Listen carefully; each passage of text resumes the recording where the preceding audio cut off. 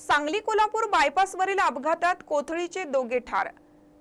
Sangli Kolhapur bypass मार्गावरील hotel Shatakshi समोर 4 चाकी व दुचाकीच्या समोरासमोर झालेल्या अपघातात कोथळी तालुका शिरोळ येथील 2 तरुण ठार झाले।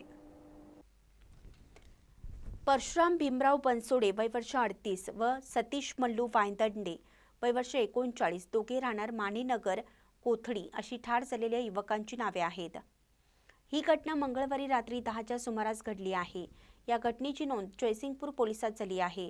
तर राहुल राजू पवार राहणार जयहिंद कॉलनी विश्रामबाग सांगली यांच्या विरोधात पोलिसात गुन्हा नोंद झाला असून वैभव परशुराम बनसोडे राहणार माणीनगर कोथळी यांनी फिर्याद दिली आहे।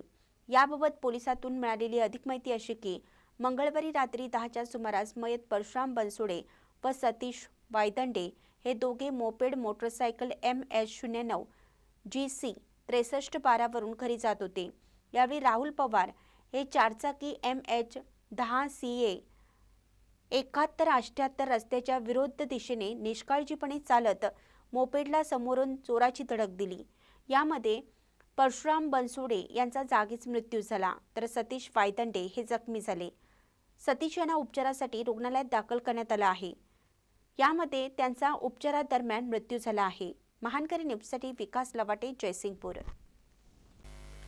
ताज्या बातम्यांसाठी महानकरीला सबस्क्राइब करा आणि बेल आयकॉनला क्लिक करा।